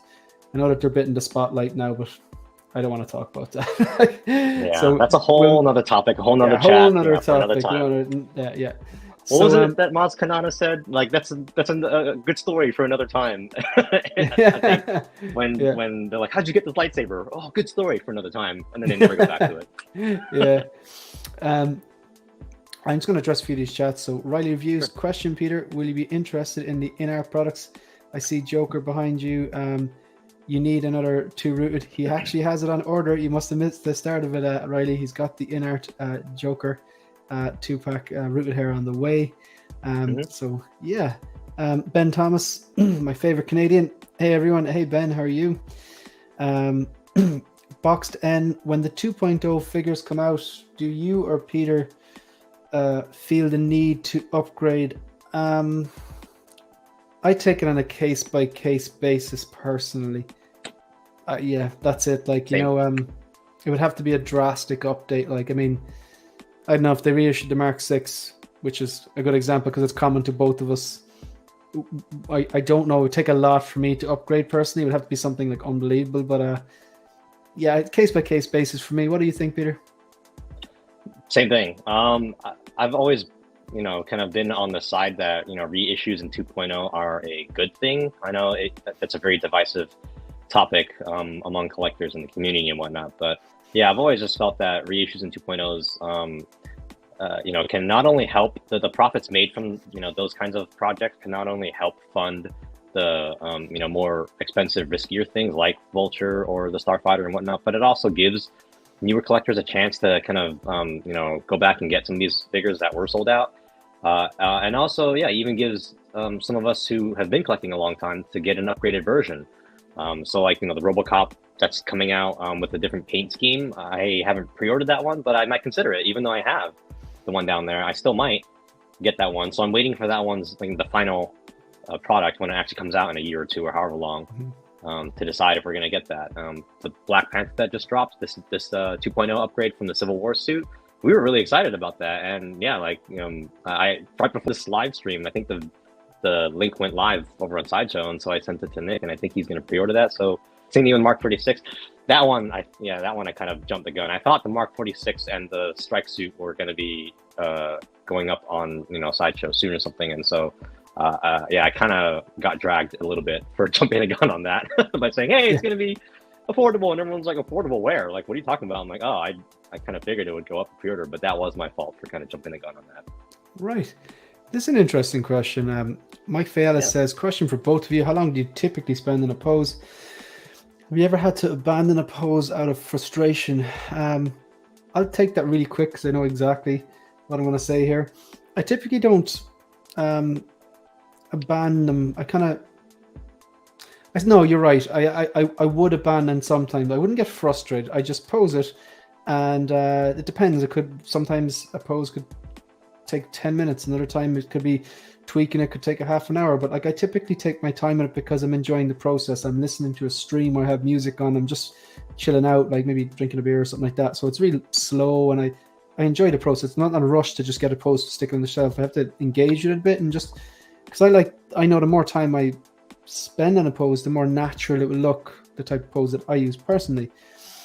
Sometimes I know this isn't working, but I put it on the shelf anyway because I know fresh eyes a day or two later, like, it's just the hips need to turn a bit and it clicks into place. But I have that experience a lot. But you're the master poser, so talk to us. That's a great question, Mike. Thank you. You took the words right out of my mouth, so I won't really spend too much time on that one. But yeah, it's the same thing. It really varies on the pose, on the character. Sometimes I'll just spend a few minutes on it. Sometimes I'll spend a couple hours, depending on how intricate it is. Like I think it was the one with like Tech Suit Spidey doing like a vertical stomp down on Doc Ock, like kind of falling through the detail. That one took a long time, but that was something that I didn't want to give up on because I was just like, I really wanted to kind of convey a sense of action, but being like kind of stuck and frozen in time. That one probably took maybe like an hour or two. But I felt that it was really worth it because it was a lot of fun. And I was like, well, okay, so this is something that I can, at least try to pull off in a detail. What else can I try? And then that led me to then try the Mysterio thing, like floating with the drones floating and whatnot. And usually I'll try not to give up on a pose because like once it clicks, it's just kind of like that dopamine rush where it's like, oh, it actually worked out. That's awesome. Yeah, definitely. I can definitely relate to that. But and when you said like, you'd spend like, an hour or two in a pose, because when I look at those videos and go, that didn't just happen. I'm definitely going. That took. You're talking. You're not talking minutes there. You're talking hours. Like that did not happen, and I appreciate that because I know that can be frustrating at times. I think this is a. Yeah, will you do more posing videos? I guess it depends on the future of the channel, so that'll probably be more geared towards the questions of the future. Okay. I like the way you have this thought out and you have an idea what you're going to say here. I like that. I do appreciate that. Brandon Salad, would you say that minimal poses have more prowess than a dynamic pose? I'd say it's dependent on the character. What do you think? Yeah, case by case. Yep. Sometimes less is more. I feel if you look at Vader, if you have Vader in a backflip, I think it's not going to work. Like, do you know what I mean? I just, I don't think it's going to work. Like, but yeah. So good to see you on here, Tully. Is it Tully or Tully? I don't. I call him Tully, and then he never corrected me. Let us know in chat. Tully. Is it, I would think Tully or T-O-O, Tully or Tully? Let us know. Yeah. I'm curious to know because he's from Texas. He's always here. So Sideshow's customer service pretty great. Yeah, for the most part, it usually is. Yeah, it shouldn't matter where people buy their figures from. Just an informed buyer and just be an informed buyer and beware of the upsides and downsides of choosing whomever to go with. This is 100% it. There are pros and cons to so many different situations. Yeah. So we've got Joker, Gandalf, Pennywise, and now the Batman announced from InArt. Who do you guys think will be next in their Phase 1 list? These announcements have in common different franchises. These announcements have in common different franchises. All right. Yeah, well, the Batman... Oh, I see what he's saying. Okay, I think. Yeah, I see. Yeah, so you have the Dark Knight, then Lord of the Rings, then the solo film of Pennywise. Right. I'm not too familiar with. I think they have a list out of the things they're going to come. I don't know which one they're going to, because I don't know. I'm not familiar with that list of what they have on their slate, so I wouldn't know which one is going to be next. I know that they have. He said Thule, by the way. Thule. Good stuff. I kind of had it right. So clarity. You know what? I hope it's the Joaquin Phoenix 1/6 scale Joker. But I don't think they're going to do another Joker straight away. God, it's hard to know. It's hard to know. I think Wonder Woman is there. I think there's a Superman there. I think they had there's a bunch of I don't know. I'd have to take another look at that list. I think Stephen T, Sideshow customer service is legendary. Yeah, I tend to agree with you. Chudy got a broken gauntlet, Endgame Thanos, and thought I had to ship it back. Sideshow was great. They sent me an extra gauntlet. Happy days. I like hearing a little success story like that. So Sideshow Andrew is on the Sideshow. No, not yet. Andrew's not up yet. He's we don't know who he is. He's going to appear from a portal, no doubt, somewhere. And was disappointed. Never got back to Maz's story and the Saber. Still a mystery. Chewy again. I abandon a pose out of frustration. If there's a cold beer in the fridge, yeah, that's not abandoning it. That's just chilling out. I'll get the pose as close as I can. Make little tweaks. So yeah, I think that's a good idea. What do you think? Would you ever tweak over time? All the time. Yeah, all the time. I'll try to get the fundamentals of the pose dialed in, and then I'll put it in the cabinet. And then if I'll just be like walking by the cabinets the next day or something like that, I'm like, that doesn't look right. And then I'll go by and tweak it, put the head down or whatever it is, and just try to finagle it to try to look as best as possible from most angles. So yeah, definitely something that we all do. I think a lot of us do. I think it's Firmage. Is it Sean your first name? He's got an Instagram and he pops things up there. Would that be right, Sean? Yeah, I think it's Sean, and he has really incredible pictures of black and red suit, Far From Home Spidey. He's got this one where he's like hunched over. It looks insane. It's so good. Good stuff. Yeah, we were chatting before on Instagram, I believe. So Thule, yeah, good stuff. Riley, another question, Peter. Not sure if I missed it yet. Are you the Batman Pattinson fan? Please say yes. He's my favorite interpretation of Batman to date. I think Riley's the biggest fan of this film I know. Yeah, and I do like this film, but what do you think, Peter? I enjoyed the film very much. I'm a fan of the film and franchise. In terms of the figure, though, I didn't pre-order yet, specifically because I wanted to wait and see what InArt puts out. Yeah, it's one of those things where I normally will kind of pre-order based on if I have a huge emotional attachment to the character or the movie or whatever. And so with the Batman, I didn't have that same emotional attachment because it was just such a different kind of movie compared to the other Batman movies. Like, even though Michael Keaton, for example, is the Batman that I grew up with and will, always love and cherish, I feel like The Dark Knight is the better of the movies, And so because I have so much emotional attachment to them, I'm all in for those. Like, if they reissue that '89 Batman with the diorama base, I'm all in for that. If they give us Take like that my money. Batwing, yeah, seriously, it's that Futurama thing where Fry has that money. He's like, shut up and take my money. Yeah. And so in terms of the Pattinson Batman franchise, based on that image that they showed us, it's really dark. I think it had like a white or gray background with like a shadowed picture of Pattinson Batman, and it looked incredible. Like, just the proportions on that thing were so much better from what we've seen compared to the Hot Toys one. So I'm really curious to see once they do unveil it, and also the price point. And so from there, I think I'll then decide, okay, do I even want to spend that kind of money on the InArt one? Do I just want to settle for the Hot Toys one? It's like kind of up in the air. It depends on what we see from InArt. Yeah, I got that Hot Toys one because I just love the set, regardless of the InArt one. I just really like the signal and the modular base, and it comes with everything but the kitchen sink and the head sculpt. I actually kind of thought, how much more can they make? They're even including the wingsuit. That I couldn't believe. I was like, oh my god! I don't think anyone's gonna display him with the wingsuit, but it looks good. Someone said, I think it was Brendan Riley, said, who is gonna actually do that? And I'm like, hold my beer.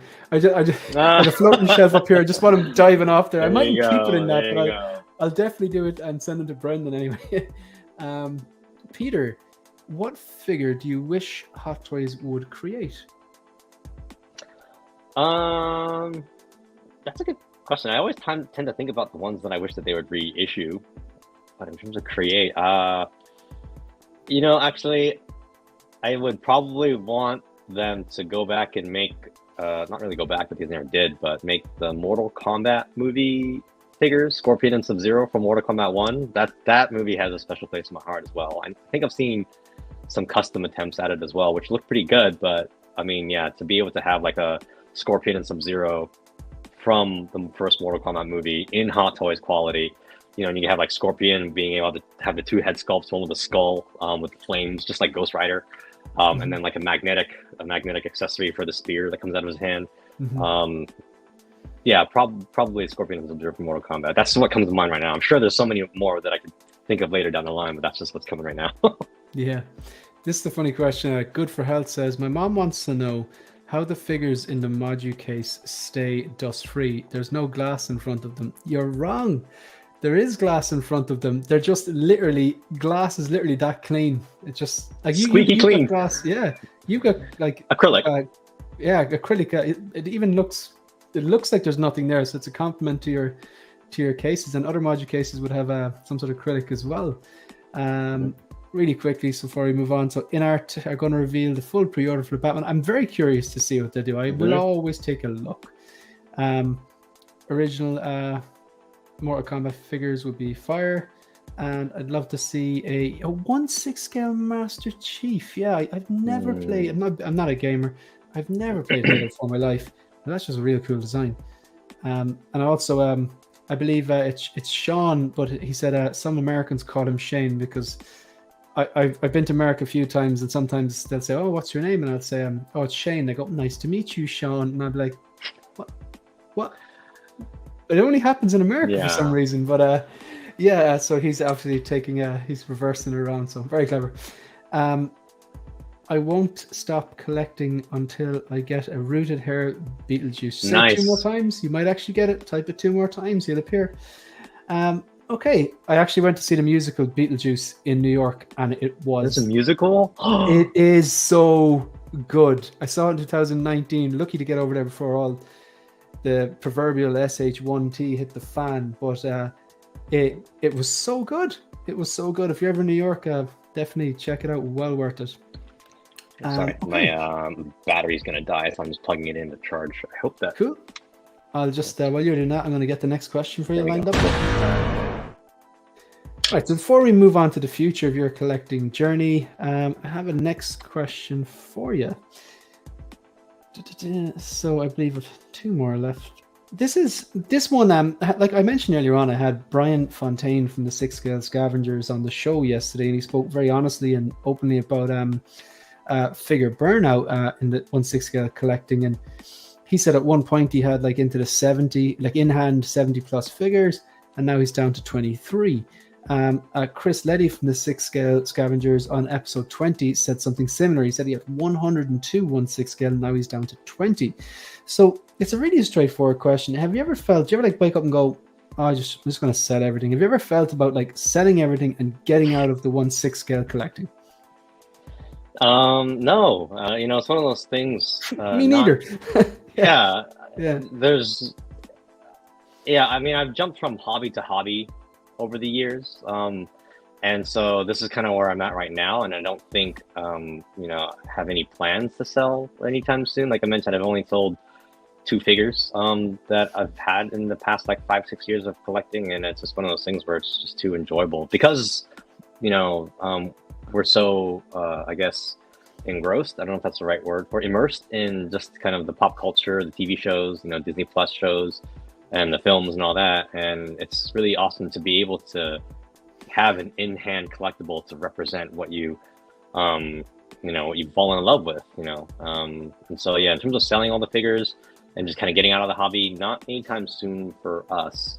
I mean, there have been times where I've, considered taking a step back completely, like from the whole social media aspect of it, just because of how like toxic things can get, but not so much from the collecting itself, just maybe like, oh, maybe I should take a step back and from the content creation and the social media and that stuff. And that kind of happens periodically, actually. So no, that's fair. That's very honest as well.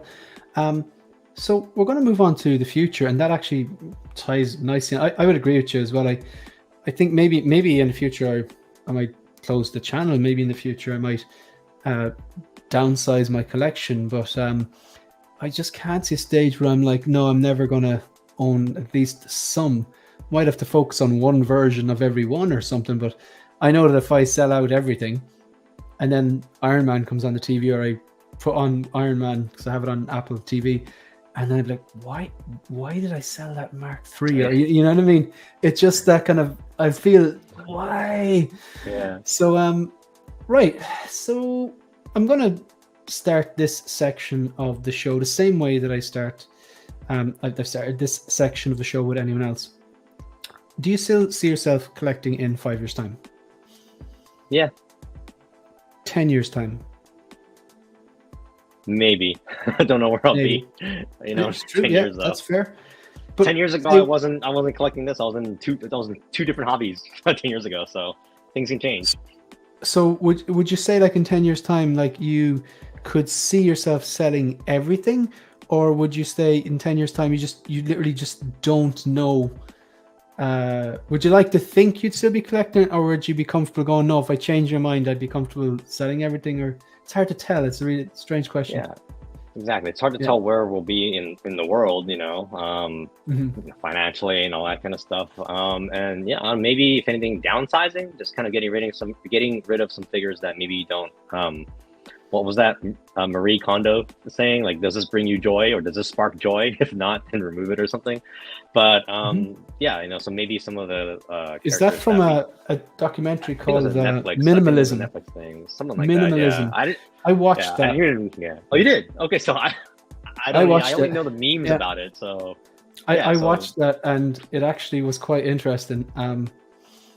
Like I remember there was like, I don't know, one of the people in, I think she had like a capsule wardrobe where she just like went to her wardrobe, and like, again, if she didn't wear that particular item of clothes, or it didn't fit her, or didn't have any sentimental attachment, gone. And she ended up having like 20 something pieces of clothing, but she had literally, from combining them, she had her work outfits, her like fancy going out outfits, or just casual. And it was just mental what you could do with such like 23 pieces or whatever. So I often think of that when I'm like, you look at the details going, I'm so lucky, but at the same time spoiled, completely spoiled. You know, the gratitude, the appreciation will never leave me. And sometimes that pops into my head because a lot of things I do, I get rid of. Maybe I don't like clutter. Does that make sense? Or clutter? Oh yeah, clutter. Yes. Clutter. You know, just stuff like that's when something doesn't have a place, or hoarding stuff. Like, because it's kind of like 3 levels, isn't it? There's like hoarding, collecting, curating. It's like, which one is it? Like, you know what I mean? Like curating, you know, are you collecting? Are you just hoarding? There's 3. Yeah. They're different things. There is a difference. Yeah. And everyone collects for their own reasons. You know, sometimes people will collect like 3 figures of the same one. I mean, if they have the space and the funds to do it and it brings them joy, why not? You know? Yeah. So, like, what do you think the future holds for your collecting journey? What I'm asking is, like, if in an ideal scenario, where do you see your collecting going over the next few years? Is it just continue on as you're going, or like, do you have a plan for your detox, or what's your ideal scenario, or do you have it? Yeah, I think for the most part, I kind of live in the present, you know, just especially the past couple of years with the pandemic and everything. There's been so much uncertainty that you just don't know, like, you know, what's around the corner, you know. And so, yeah, I don't know exactly where we'll be, you know, in terms of 5 years, 10 years from collecting. And so in terms of, you know, what's the goal here? I think really it's just to enjoy, you know, as much of it as we can with the time that we have while we're still here. You know, if I can just kind of be as, you know, blunt as possible with that, you know. No, that sounds great, yeah. And sorry, continue on. No, go ahead. I interrupt you. So, like, you seem like you're like a kind of a purist when it comes to collecting. You collect figures that you have a connection to, that you maybe appreciate the source material, or bring you some form of joy. Would that be a fair enough statement to make, or? Yeah. I don't collect for the sake of reselling. You know, I think we did once. That was one of the 2 figures that I sold, which was a spare tech suit Spidey Deluxe, the one that you really liked with the yellow jacket, the school book. Big fan. At the time, Nick and I had bought 2, one to just pose and enjoy, and one to potentially keep. One to rock and one to stock.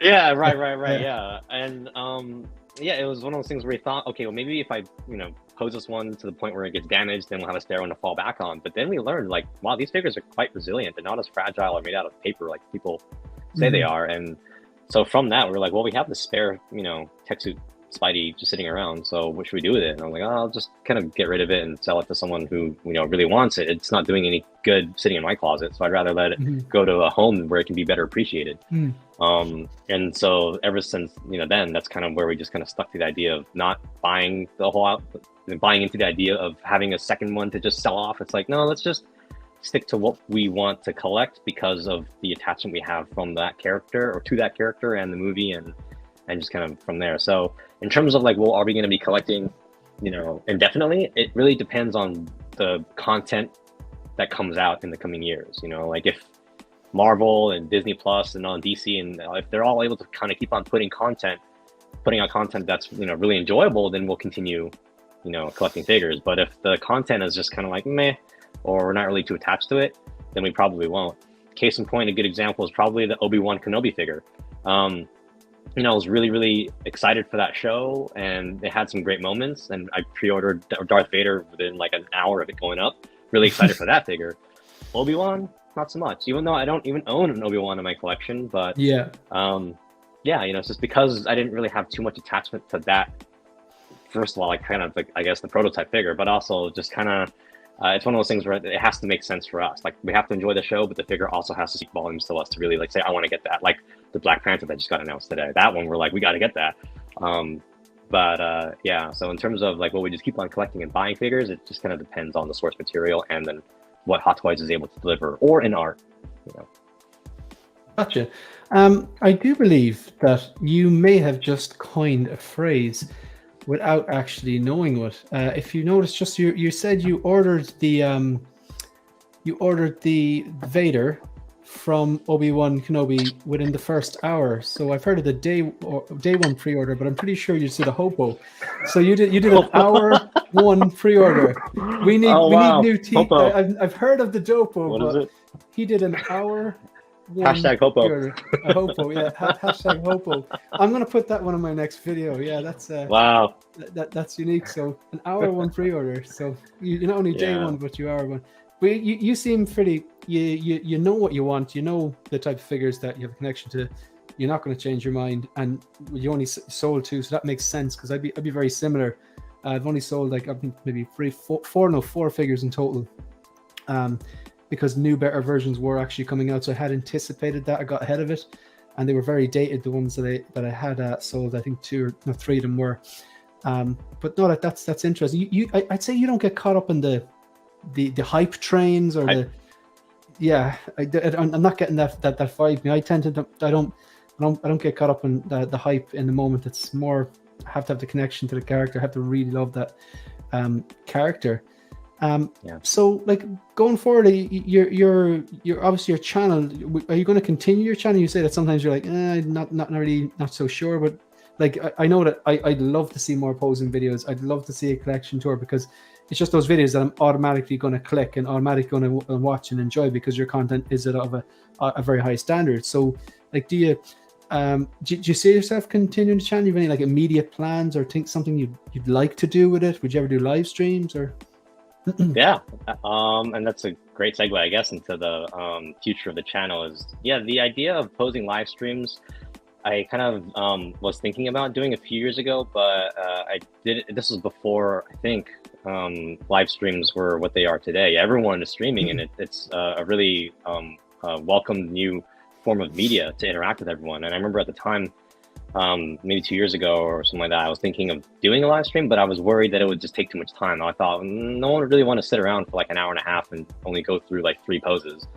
Maybe they prefer just short, concise 10-minute videos that can feature like more poses. So that's kind of why I stuck to that routine for so long. But yeah, seeing just again the content that you guys are able to put out and engage with everyone, like Lael and Will Foxification and all you guys just really kind of have inspired me to kind of get on the whole like live stream idea, because it's like the idea of making posing videos has been a lot of fun, but as you may have seen, editing the videos it's a very time-consuming process, which I don't know if a lot of people realize how much time goes into unless you're editing videos, then I don't think people realize. And it's a fun process, like how you were talking about with the music editing and laying the tracks down and then figuring out the timing. Like it's fun when it clicks, but it's a time-consuming process. And so I was thinking, okay, well, how can I try to continue the posing videos without spending weeks editing? How can we make it a little more sustainable? So the idea was, let's try posing live streams. And so that's kind of where we're at right now in terms of the present/future. Is I'm kind of gearing up to start posing live streams where I'll have a couple guests come on. The show, as I mentioned in one of the other videos, but the idea is that it's going to be called like Pose Academy. And the idea is really just to kind of kick back with the figure and just kind of chat about what we love about it. Like whether you have the figure or not doesn't you don't have to own that same figure to come on it as a guest if you wanted to. You don't have to be a really skilled poser to come on the show. It's not one of those things where like you have to be meet a certain quality or criteria. No. It's more about like, let's just hang back, have some fun, talk about the character, talk about the figure, go through a few poses, answer some questions, and maybe some people in the chat may enjoy if they have the figure in hand as well. So that's kind of like part 1 of the posing live streams, is kind of like testing the waters to see how that goes. The second part of it is a question that Mike Fayella had asked earlier. I think he'd mentioned like, hey, can I just like send my figure to Peter and pose it and send him back, which is funny. But those kinds of questions, I consider myself very lucky to be asked that quite a lot. I mean, just last night, someone had asked me, how would I pose RoboCop in a flying pose with the jetpack when it comes out? And so, I enjoy being able to provide some kind of insight or ideas to fellow collectors. Sometimes they'll send me pictures of their figure and say, hey, how can I make this look better? How can I make this character look a little more realistic? And so I enjoy kind of trying to point them in the right direction. Sometimes I'll draw little arrows, like digital arrows on top of their like picture, and then send it back, say, oh, you can try doing this. But the only downside is there's not enough time in the day to do that for the amount of people that are sending me their pictures and asking for advice. So what I would like to do eventually, if the posing live streams go well on the channel, I think what I would like to do eventually is have some kind of group live stream event where fellow collectors, you in the chat, come on to like a group live stream, and you kind of have your figure on camera. You don't have to show your face or anything like that. The idea is for you to have your figure in your hands on camera in a live stream, in a live interaction, where it's like, hey, how can I make this character? Here's the idea, I want to pose it, but I need kind of guidance on how to move the arm, or how to get in this certain pose. And the idea is for me to try to help coach people through it. So it's like, okay, even if it's a figure I don't even own, it's one of those things where I want to be able to try to help them more so than just through pictures and drawing arrows. It's like, well, what if we did it like in a live interaction where we chose like one day a month, at this time slot, and then like a 2 or 3 hour time slot where I just try to coach people through the pose of the figure that they have in their hands. Instead of me posing figures, it's you on the other side of the camera posing your figure, and I just kind of coach you through it. So that's kind of going back to what Mike Faye was saying, where it's like, hey, like, can you like pose my figure and send it back to me? It's like, how about I walk you through how to pose, so that way it teaches you in the process.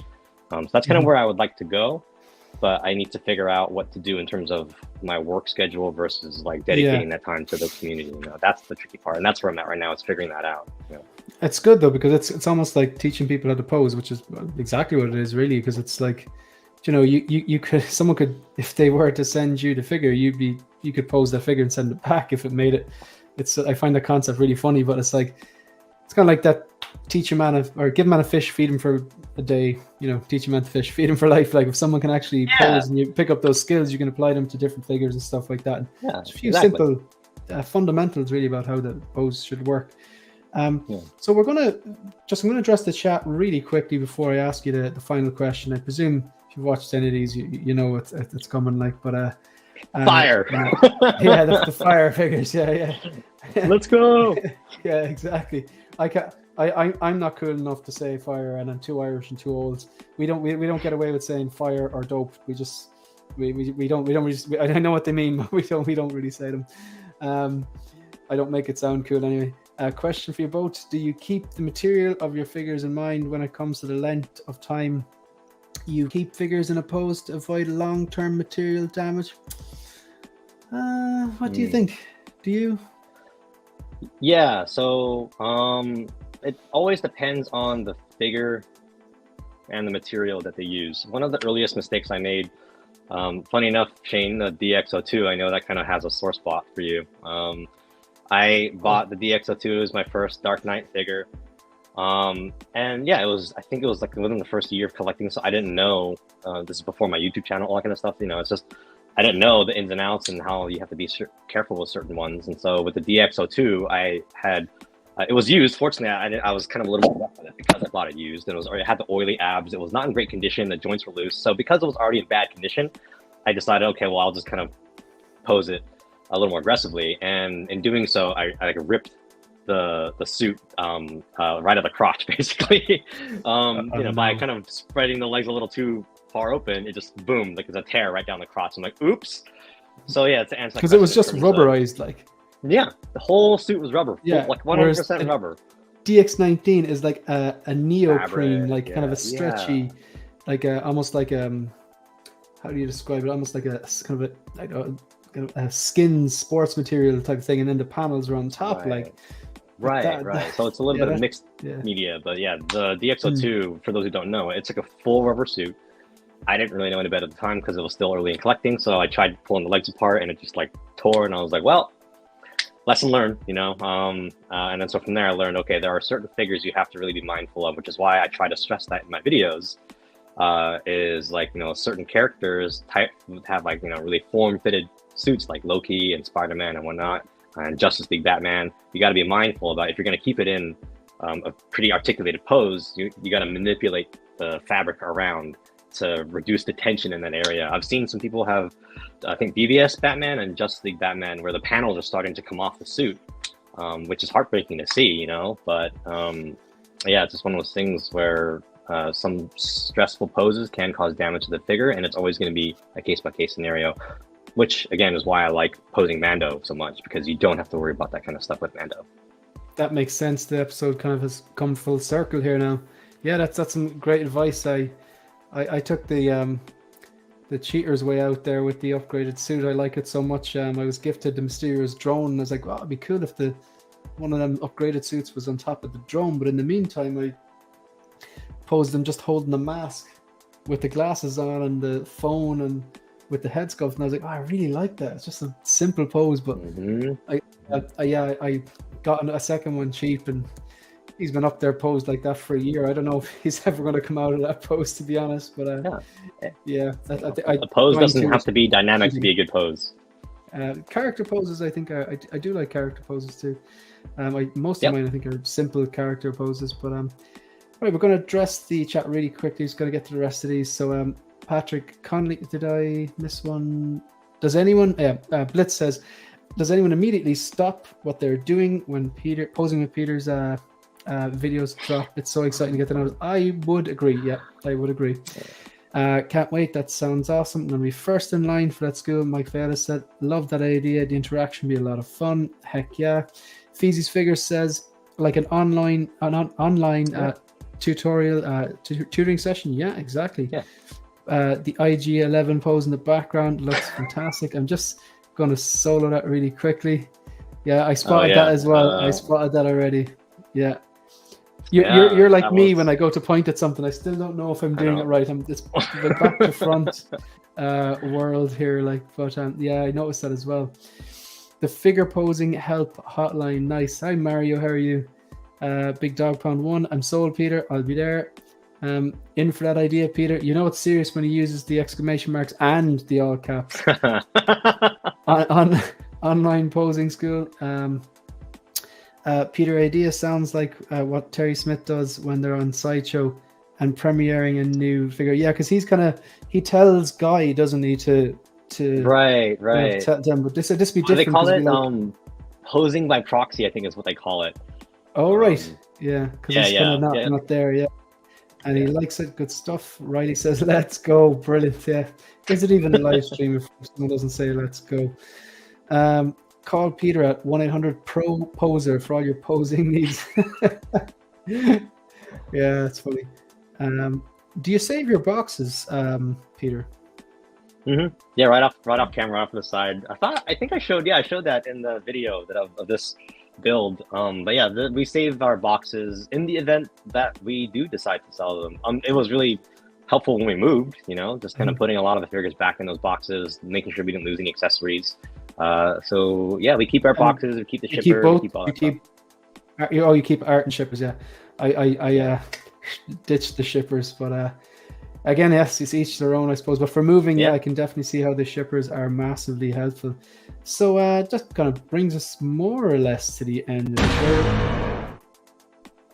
Hit me with them. What are those 3 fire figures? Oh, that's right. I kind of lost track of that. So yeah, I guess the first one is going to be the DX13. He's somewhere down there. Terminator. The DX13 Terminator. Yeah, you know, that's just my favorite movie of all time, and the figure is just incredible. The detail on it, the paint apps, the blood, the flesh, the exposed arm. It's just one of those things. And then also the hunt. You know, the story of how I got that figure was on a complete whim. You know, we were traveling in Tokyo in 2018. Well, we weren't even supposed to visit this city, but we just happened to be in the area, and we're like, hey, let's just go check out this other city, Osaka. We were kind of in the area. We went down there and we went figure hunting, and it was just one of those things where like, oh my God, like they have a DX13 for $260 and it's like mint condition. And I asked the guy, I was like, what's wrong with this? Why is it so cheap? And he was like, oh, it's missing one of the buttons. It's like one of those silver buttons on a jacket or something like that. One had fallen off or something like that. And because of that, they had to mark it down like super cheap. And I was like, it's missing a button? Like, I was thinking, wait, like those you can get online really, really cheap. So yeah, like my heart was racing. And so that ended up being my carry-on item on the plane back because it's such a big box. We ended up checking in. Yeah, we checked in all our luggage and stuff, and like the DX10 and the DX13 were both picked up in Japan, and that's So that whole hunt and that just like one of those things where like right place, right time, and my favorite character in movie is why that's like the number 1 fire figure. Number 2, funny enough, would have been RoboCop prior to it being like reissued, because I thought like, well, you know, they're never gonna make another RoboCop figure, and so I should probably grab that one in a fire as well, because you know, I don't want to have to spend like $800 or $700 getting another one. And now that they've reissued it, I'm like, oh, all right, well, maybe not so much. You know, if it burns up, I can always order another one. But I think right, it's so funny because it's like that's only 2 weeks strategy ago. Game, yeah. Yeah, that's funny. But I think I think I would still try to grab it as number 2 because of the story I shared earlier of, you know, like my brother promised me he'd get me one and I didn't get it. And I was like, oh, well, this is kind of like really gratifying to be able to purchase it myself. And for the price I got it for, it was just like, yeah, you know, it being my first official hot toy next to the Sideshow Raider that I got, it's just like, yeah, there's a lot of sentimental value in the RoboCop figure. And then the third would be Yondu. Right, Yondu, gotcha. No, that makes sense. That makes sense, yeah. No, I was just saying, can you hear me? Yeah. I was gonna say, what were you gonna say about DX? Oh no, it's just the I was just gonna say like so yeah, I was gonna basically ask you what the third one was, but you came in with Yondu. So the DX13, so it's the MMS, I think it's 202 diecast RoboCop, and then Yondu. Yeah, like there's no weak figures there. They're like fantastic figures, like, and you got that personal connection to them as well, which is pretty cool. No, that's they're solid figures. So they're your 3 fire figures. Really quickly going to address some chats here. So Chudi says, my rookie mistake threw away all my shippers. Dude, I did a video about how I just threw them away, and I've been in this game for a long time, so it's all about what suits you. But if you're going to sell, or you think you're going to sell, maybe just keep the shippers, or if you're moving, but I don't plan on moving or selling anytime soon. But it's everyone collects in different ways, and that's what it is. We have a $19.99 super chat from Leia, the 1/6 scale man. If you haven't followed, if for some reason you've been living under the 6 scale collecting rock and you haven't followed 1/6 scale man, getting close to 3,000 there, be sure to go over and sub to his channel and follow him on Instagram. So my 2 favorite bros, doesn't get better than this. Peter is the reason why collecting is considered art. Yeah, I genuinely think like he is an artist.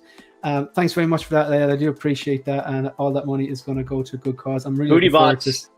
No, well, that's kind of a good thing and a bad thing. You know, you've made it if they arrive. You made it. You did it, James. Please don't click those links. Right, so put user on timeout and block. Right, so thanks very much, Leia. I really do appreciate that. And again, it's going to good fall going to a good cause. It'd be interesting in January to see how much the collecting community has raised for a good cause. I don't keep them either, Mike Fela. Like you, I plan on dying in my current home before I move again. Yep, no man, you're telling it like it is, Mike. Yeah, you're telling it like it is. And so, in a fire, screw important papers and passports. I'm grabbing every single hot toy I can save. Yeah, but I'm hoping like loved ones are outside, obviously, for that question, and pets and stuff like, you know. Yeah, definitely. And Riley, just with the laughy face to finish it up. Peter, thank you so much for coming on the channel. And do you want to plug your channel? If you want to, is there anything coming up on your channel, or is anything you're interested in? Obviously, the live streams you've mentioned. Is there anything you want to add, or? Yeah, I mean, well, first and foremost, you know, again, thanks so much for having me. You know, we'd mentioned backstage, you know, before we went live, but I was telling Shane how I felt bad because he's been like kind of asking, hey, like, you got any free time? And it's just been so difficult to coordinate. But I'm really glad to be here. You know, it's been such a blast, not only getting to know you, but also just chatting with everyone and just kind of hanging out. And so thanks for having me. In terms of what's coming up on the channel, as you guys probably full well know that I'm not the greatest at putting out a lot of content. I only have like 20 videos. So I think the next thing I'm trying to do is I need to kind of, I guess, get a little more practice. My goal really is to jump on more streams. You know, I mean, stopping here, and then I'm going to try to jump on with like Collector's Lounge with you and Lael, and John from Iron Logan. There's I've been very lucky to be asked to jump on some streams, and so I'm trying to really carve out some time to do that, to get some practice. So that way, once I kind of get a better understanding of how the live stream platform works, then we can finally go live with Pose Academy, where I can actually bring some people on, you know, whether it's 2, 3, 4 people, and just kind of chat about the figure and the character. Originally, I thought the idea was to host Boba Fett as the first character, but I'm kind of reconsidering that. You know, because I think at the time that was when Boba Fett was coming out, but then based on how like the show kind of was not that great, it had some cool moments, but wasn't received too well. So I'm like, I don't know if I really want to do that video, but I don't know. So we'll see. Yeah, in terms of which character I'm going to feature first, the idea was floating around too, because a lot of people were asking me to do the walking pose. So I'm thinking of possibly kickstarting the Pose Academy stream thing with like how to do the walking pose for different characters. So like a Mando walking pose, an Iron Man walking pose, you know, just to kind of teach the fundamentals of the walking pose. And that way we can then maybe from there pick a different character. But yeah, a lot of it's kind of up in the air right now. It just kind of depends on community feedback and where I'm at in a few weeks. I have a couple of travel plans you're aware of, but yeah, I have some travel plans coming up. So again, there's going to be a little bit of a hold on the live streams, but I'm hoping to really kind of start diving into more live streams and jumpstart the Pose Academy probably in, I want to say like mid-September maybe. Yeah, it's kind of around the corner. So excellent. Well, like, I'm really looking forward to seeing more videos, and definitely really looking forward to seeing those live streams. Even open invite to ever come on the Focus, but I need to lock down some kind of schedules. But I'm thinking maybe Monday nights at actually around 9 p.m. So I think not sure how it'll work for you, but you know, maybe if you're at a loose end one day and you'd like to jump on and just talk about the latest figures and stuff like that, and just chill out. But yeah, even open invite. I know I'm glad you mentioned Collector's Lounge, because that was one of the things I was going to say, that I'm pretty sure Lael gives you an open invite for that if you ever want to jump into that. But apart from that, thank you again. Big fan of the channel, obviously. Thanks to everyone in the chat. I'm just going to wind it up with massive thank you for anyone. You know what I'm going to say, folks. Anyone who's watched the videos, liked the videos, subscribe to the channel, follow me on Instagram, engage in the chat, came on the live stream, asked me to come on their live stream. Massively appreciate it. And to all the people that have given the super chat, that's very generous of you. And that is all going to be to a good cause in January. Looking forward to seeing how much we collectively raise as a community. Pretty much that's it. I suppose. Cool. See you in the next one, folks. All right. Good luck.